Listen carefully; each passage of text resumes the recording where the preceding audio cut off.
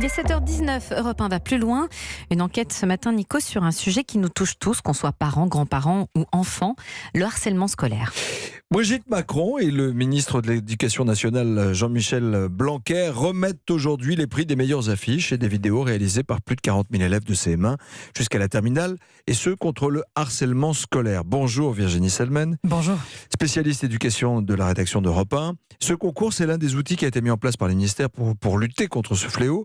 Mais est-ce qu'on peut dire que le harcèlement scolaire est en recul ?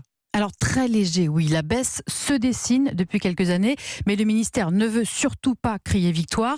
Le harcèlement sévère en particulier recule légèrement et ne concerne plus entre guillemets que 5,6% des élèves. Selon la dernière enquête de 2017, c'est déjà trop, mais c'était 7% lors de l'enquête précédente.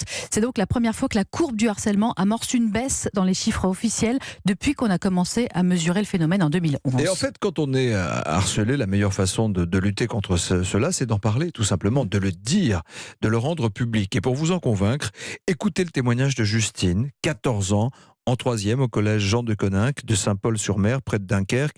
Elle a été bouc émissaire d'une bande de collégiens en 6e et en 5e. Écoutez son témoignage au micro de Lionel Gougelot.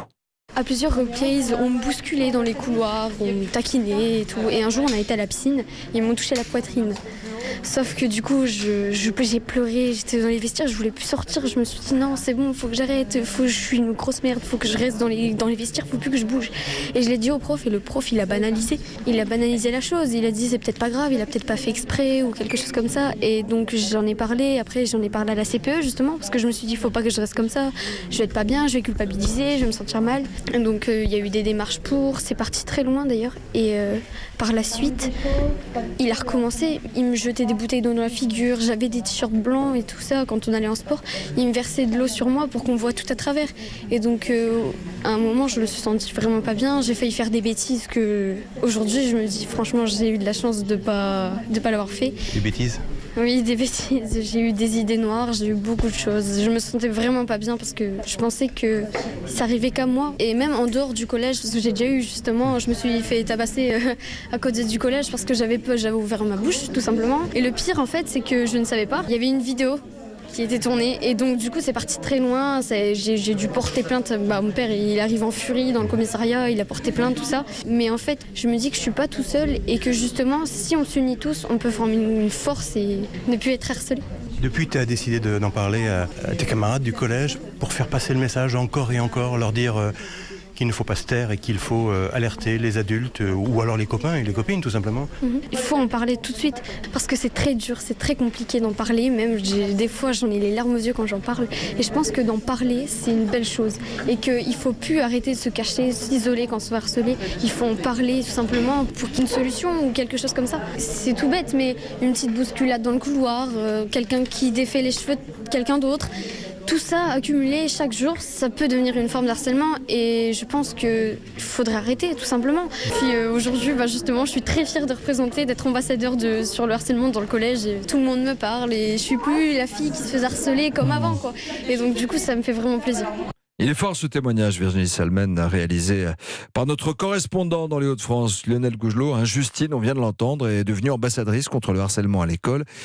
Qu'est-ce que ça signifie concrètement ? Alors ça fait partie des outils qui fonctionnent le mieux contre le harcèlement, que des élèves aillent en parler, raconter leur histoire à d'autres élèves du même âge, parfois aussi repérer des enfants isolés et aller vers eux. Il y a déjà 5000 élèves comme ça dans les lycées formés par les rectorats. L'idée, c'est d'étendre ce dispositif au collège. Le ministre devrait annoncer aujourd'hui une batterie de nouveaux outils, notamment aussi former une équipe dans chaque collège à la méthode PICAS, une méthode suédoise qui a fait ses preuves. Alors le principe, c'est de faire des entretiens individuels avec le harcelé et son harceleur en face et qu'ils trouvent ensemble des solutions pour que ça s'arrête.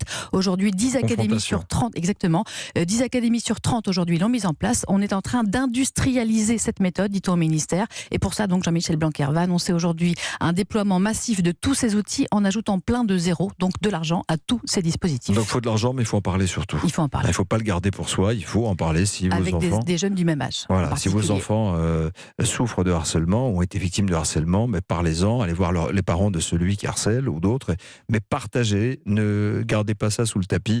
La lutte contre le harcèlement à l'école, on le rappelle, c'est d'abord en parler. Merci Virginie Selmen avec Lionel Gougelot pour ce dossier signé Europe 1 va plus loin.